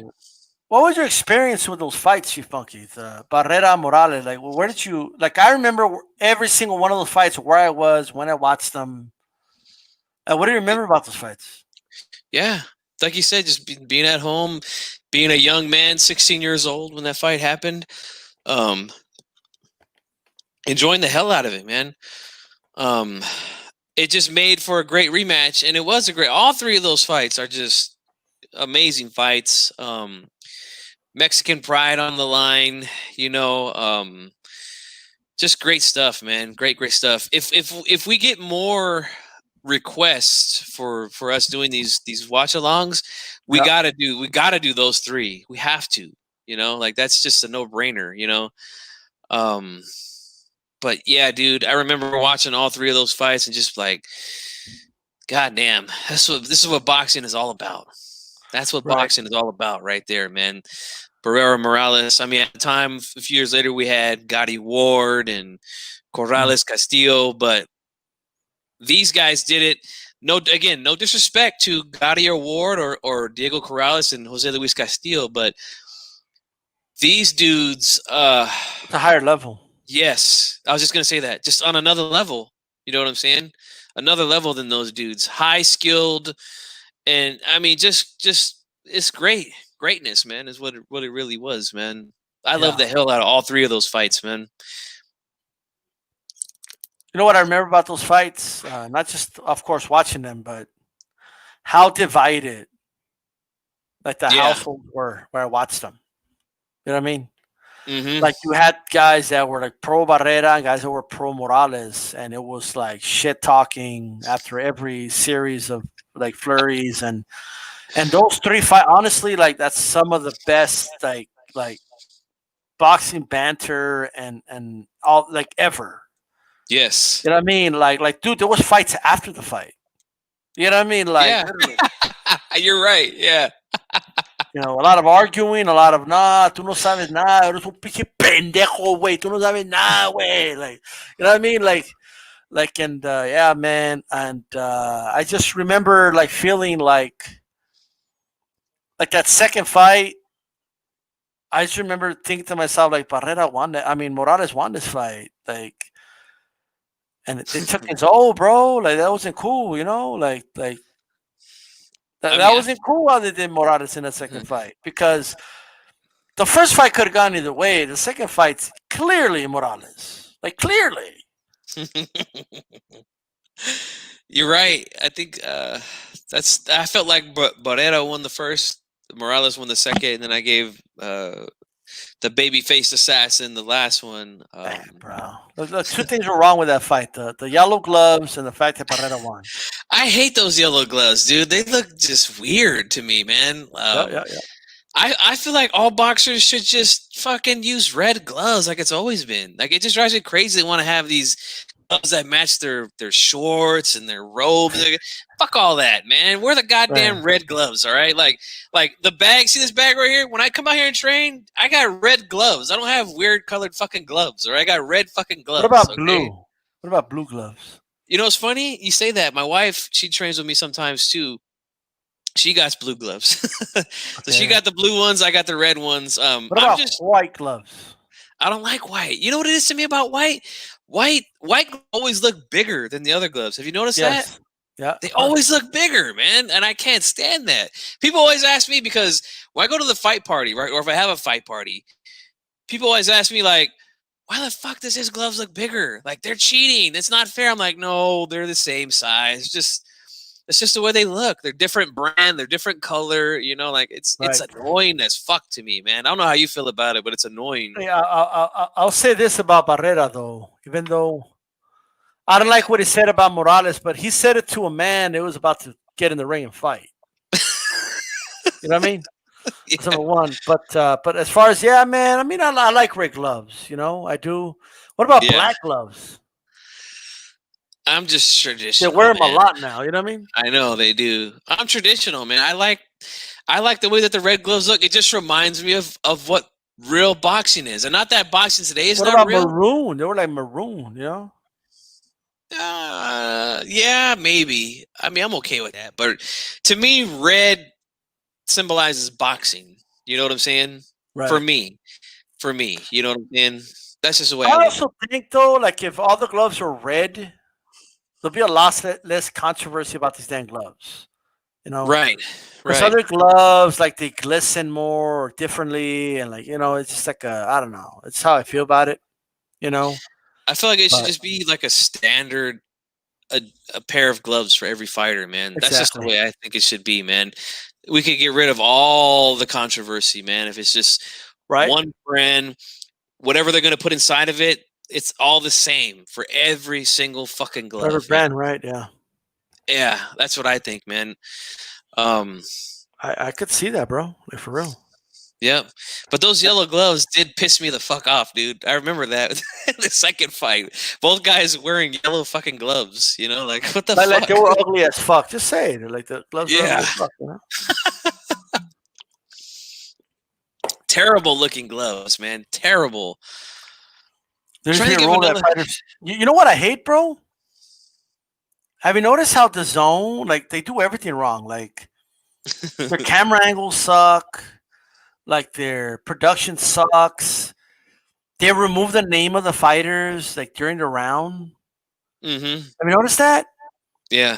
So they can't even check who's who. Like, these are two Europeans fighting, bro. Like, maybe I never seen them before. You know? You know what I hate about the zone, too?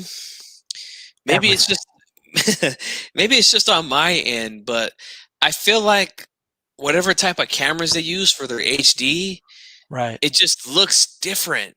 You know what I'm saying? It just looks weird to me. Like when I watch fights on ESPN Plus, that shit is fucking clear as fuck, dude, on my TV. I mean, crystal clear. It looks fucking good. Nothing looks weird. The movements, none of that shit. But like when I go back and I watch the zone, I'm like, what the fuck? Like something about the movement just looks weird to me. I don't know. Is it just me, or do you get the same thing on your end? And like, there's something up with it. Yes, for sure. Yeah, I know what you mean. I hate that shit, man. I really do. Just regular fucking HD, bro. Like, what the fuck? They should have just hired the HBO crew, bro. That's it. HBO has some clear ass HD. I'll give them that. I remember the last couple years that they were on. I was watching on my TV. I'm like, God damn, HBO comes in fucking clean as fuck. They should have just purchased everything from HBO, bro. Like their cameras, they're just purchased all of it. You know what I mean? Yeah.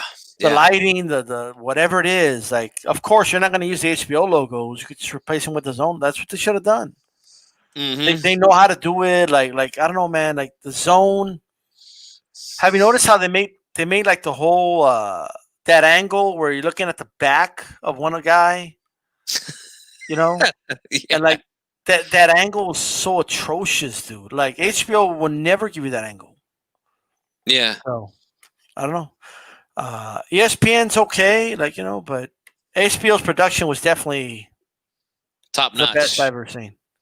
Top notch, man. And I got to be honest with you, man.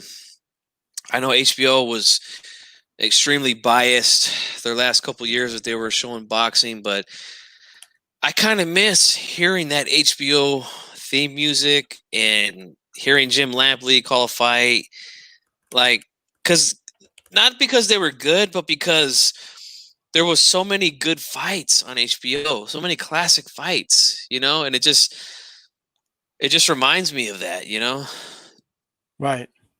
Yeah. But yeah, HBO, man. HBO boxing was really, really good, man. At one time, the Oscar De La Hoya era, god damn, it was good, man. It was good. De La Hoya, it was really, really good. Dude, I remember do you remember the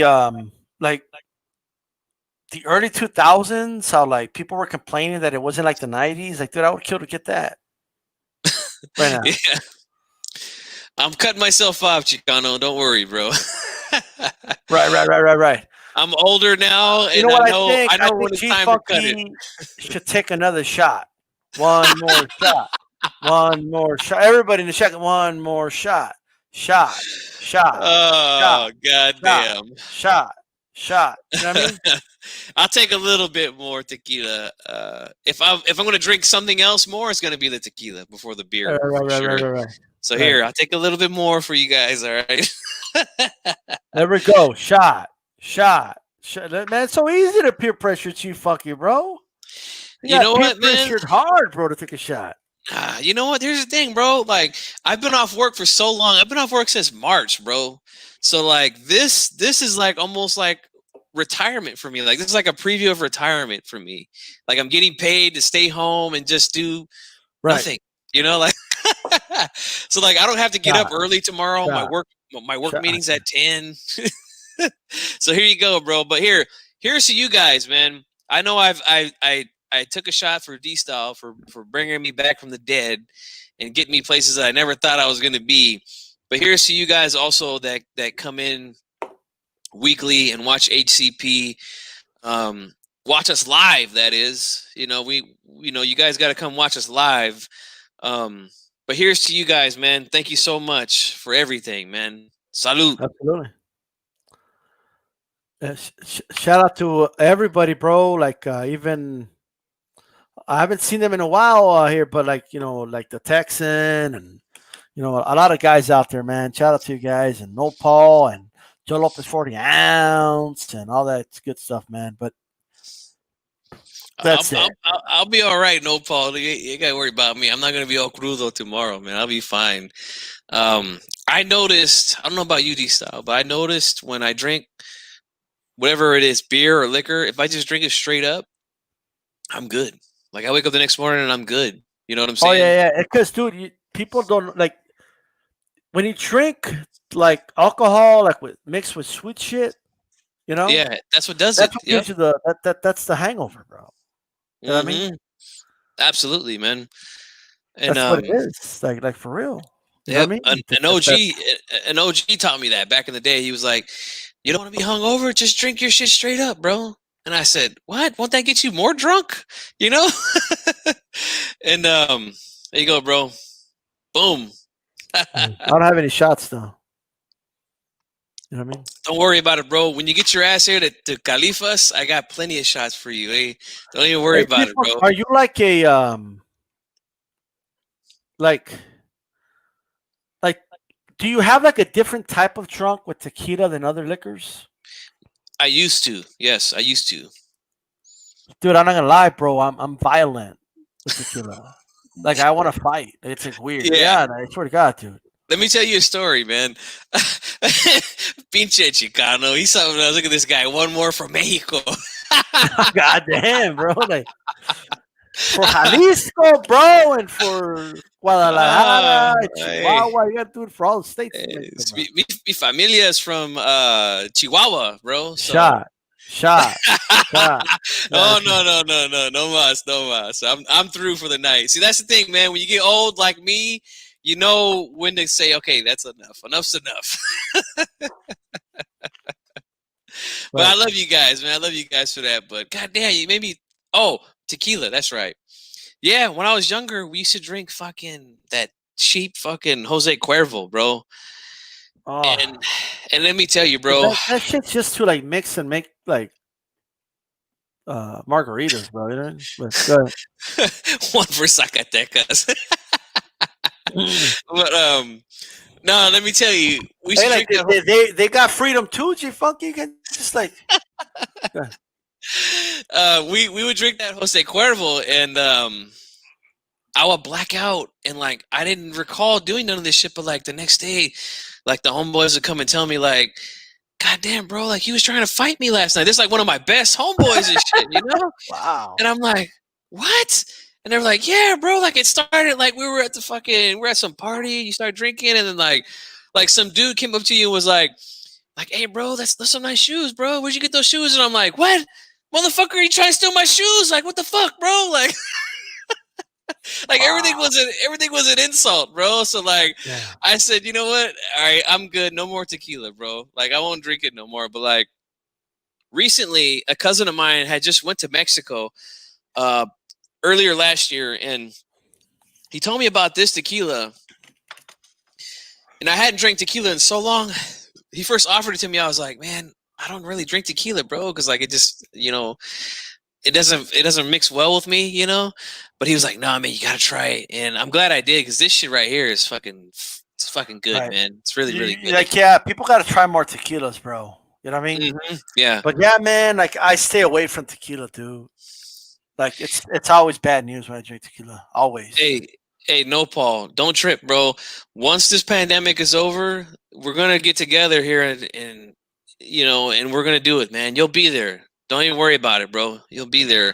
And you know what? I think that's like what's missing a lot, like in our community. Like, dude, like especially here on YouTube, right? Like everything is like, it's so like one more for okay, but a lot. One more for yeah, like that'll be cool, man. Like meeting up, you know, and having some brewskis, you know what I mean? Some Cheves, you know, some all that shit, you know what I mean? Exactly. And just say what's up, you know. And then Black and Brown's like right there. He lives like Black and Brown will be here, bro. He lives in Sakura with me, bro. We come from the same barrio, man. Fruit Ridge, here in Sacramento. So, and I'll tell you what, like, and I'm not, you know, I'm just saying, like when I go over there, when I go to Sacramento with Chief Funky, you know, no Paul. You know what? I don't even know where's Chicano from. Chicano said he was from. I think he said Vacaville. I like how you said he said like it's like. I thought that's what he said. From Vacaville. I thought that's what he said. I could be wrong, Chicano. Let me know if I'm wrong, bro. But I thought you said like some carnitas and shit, and like all bullshit aside, like you know. See, I told you, Vacaville, Holmes. Like I could promise you this: anyone who pretends to have problems with me online and shit, okay, You know, you'll know where I'm at. You know what I mean? Like, and I guarantee you one thing. You know, I'll give you a beer afterwards. Don't worry about it. You know what I mean? It's gonna be. Hey, you know what? If the pandemic goes into next year, and then we get a big fight from Canelo, it'll be a Canelo fight, bro. Because again, he's the biggest name in the sport. I'll buy the fight. I'll buy the fight. Canelo fans like the tequila Chief Funky. It compliments Canelo and like you know what I mean. Like, hey. Yeah, dude, it's gonna be. I Hey, think don't trip. Pablo's over there in California too, bro. Is he? What part of California you from, bro? Is he from Southern? I think he's from Southern He's California, LA, right? bro. Oh, Yeah. okay. Hey, But if you can make the Selena, trip, like for real, bro. Like, hey, don't even start me on Selena. You know all that good stuff. You know what I mean? Yeah. El chico del apartamento 512. I was a chico, bro. That song about she wrote that song about me, bro. No, that was me, Holmes. That was me. All right, don't even go there. That's my baby. All right. like that song, no me queda más. Like that was about me, bro. You know what I mean? Like that's what the fight was. Like, she's saying shit about me, dude. All right, dude. She is like to me. She is like the prototype woman, dude. Because I love a big round nalgas on a girl, man. Hey, I love that. You know. Yeah, we got to do a get together for real, bro. Because that's like some grown man shit. You know what I mean? Yeah. Like, and at don't the end think, of the day, like, yeah. D-Style, don't you dare think that I ain't going to Tejas, bro, with you. We're gonna go. We're gonna do an HEP there in your barrio too, 915, bro. The 915. Yeah. Hey, the 916. You know what I mean? The 916 is gonna go to the 915, bro. Damn, bro.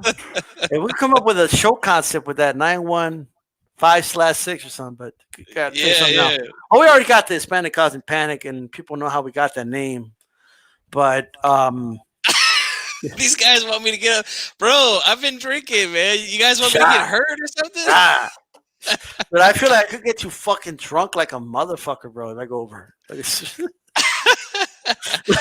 You know what? I know when it's time to call it quits. Now, if we were doing this shit like 15 years ago, yeah, you might have got me fucked up, like really, really fucked up, you know.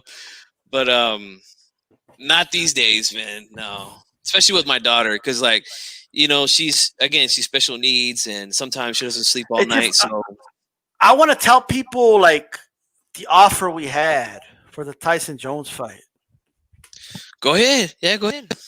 Like it was crazy. So now the pandemic was happening, guys. So like I wasn't even sure if I was gonna do it, but we never really had a chance to say yes or no because they moved the date of the fight.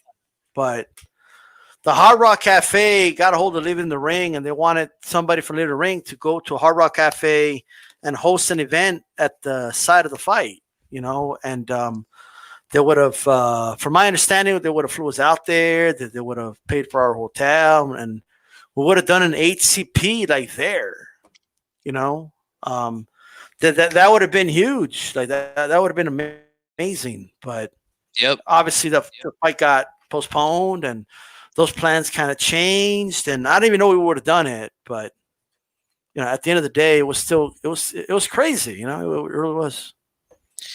That was a trip to get that call and hear about. You know, they wanted our show to go there to the Hard Rock in Vegas, dude. Like that's another one of those goals that I thought was so far away that it would never happen, but boom, it happened. You know, and it's just too bad that the pandemic happened, because if there was no pandemic, fuck, it would have been all the way live. Haplotype, you say you live in LA, bro. If you want to make the trip, man, if we set something up, if you want to make the trip, Holmes, hey, you're more than welcome to be here with us. You know what I'm saying? What do we got here? Jay Cooley. It's getting closer to Judgment Day, and Teal's going to into hiding. Man. Hey, you know what? Here's the thing, bro. We'll have you on HCP Uncensored, no matter what the outcome is of that fight, because, like we mentioned earlier, man, HCP, we don't shut shop down, bro. When we predict a fight wrong, bro. We come back and we talk about it, you know, and we give credit where credit is due. If Lomachenko goes in there and does his thing and frustrates the hell out of Teofimo Lopez, then we'll be there. we'll be right here and we'll talk about it and we'll give him his fucking credit. So Theo, hey, you too, bro. Hey, Chief Funky. I know you're in Southern California. Do you like Enanitos Verdes, Maná, like all like the Spanish rock? Yeah, fuck yeah. I love Maná, bro. Yeah. That's like, you know what's like, who's gonna be the DJ? Like, who's gonna pick and choose what music we're gonna play? Hey, you know what I mean? I got a Bluetooth outside, where I have my TV outside and shit. So, hey, anybody could hook up to that motherfucker and just play whatever they want, bro. We'll drive my neighbors crazy, bro. There's a lot of cabachos out here, so they might be like, "What the fuck's going on over there?" You know? Yo, dude. Well, I mean, it's what it is, you know. Like they can come take a shot too, you know. Yeah, whatever. And they've been cool for the most part. A haplotype, yes, absolutely. When the pandemic's over, and let me tell you guys, like, I don't fuck around, man. People got their conspiracy theories on the coronavirus and what have you. Look, at the end of the day, nobody has any proof whether this thing is fake or not. Okay, but I have a daughter that is special needs, so I'm not gonna risk anything, bro. Right. When the pandemic's over, yes, my house will be open to any of you guys that are in California, or if you want to make the trip from wherever you're at, you know. You guys are more than welcome to come here for a big fight, whether it's Canelo or whoever it is, you know. And yeah. Look, let me tell you, bro. I mean, at the end of the day, hey, you know what I mean? Like, I think I'm gonna be the DJ. Yeah, and dude, I can't wait to go to Texas to meet up with this dude in this pad, bro. I want to see what you got going on there, man. We'll do a show, you and me both, in that little man cave you got going on there in your place, man, with all the posters and shit in the back. yeah, man. You know, I'm down, bro. Like you know what I mean? You know. Like, I don't even want to say like till the pandemic's over. Like, I think, you know, once we have a better understanding, and, you know, like the pandemic could last 5 years. You know what I mean? Who knows? Yeah, who knows how long it's gonna last? Yeah, but who knows how long it's gonna last? So, I mean, it's anything could change from now to December. You know, so yep. You know, I'm planning to travel soon. You know what I mean? And I'm planning to like do videos where I go and stuff like that, and I'll tell people, yo, I'm in New York, like, you know what I mean, I'm here, you know, just so you know, like, yo, I'm in LA, you know, whatever it is, and but with that said, man, I think we've had a good thing here, bro. This is a good show. It was, man. Kind of wrap it up. I agree, Before man. Chief Funky does something he didn't remember doing. And don't worry, guys. Look, this bag right here. All right, it ain't going nowhere. So don't worry. I'll run some combinations off for you guys one day. All right, don't worry about that. But tonight is not the night, man, because G Funk's had a few, and it will not be pretty. I got a little daughter to look after, so I can't be all. I see Run PMC is like challenging me to baseball, bro. Like he's doing like an indirecta, you know. He's like, for sure. I started some college playing baseball, USD, so I spent plenty of time out your way. Look, all right, bro. Okay. Like, okay, it's like that. Well, we could go. I'm sure there's baseball fields over there. You know what I mean? Like, we'll see. We'll see. You know what I mean? Yeah. No doubt, man. But guys, this has been a great show, man. Mexican Independence Day. A great day to celebrate us getting our freedom from the Spanish, you know. And Mexicanos. Grito la guerra. Right. It'll get me started, bro. All right. But we're gonna wrap this thing up, man. Make sure that you guys are there when we do the rewatch or the watch along with Canelo versus Triple G Part 2. We will be doing that because G Funk don't run from no smoke. All right. El Día de la Independencia. Yes, Independencia. That's right. And don't forget, next Wednesday, I know you guys won't, but next Wednesday, HCP live on D-Style Boxing. we'll be going over the big fights that are finally coming up, man. The Charlo brothers are finally getting their chance. I'm talking all this shit to run. I can't bat for shit, bro. My fucking shoulder's shot. But it is what it is. We're old, man. We're old guys, man. We're up there, man. We're not young like we used to be. So, but for D Style Boxing, this is G Funk, and I want to say thank you guys for being here, man. Muchas gracias, and Viva Mexico. We're out. Peace.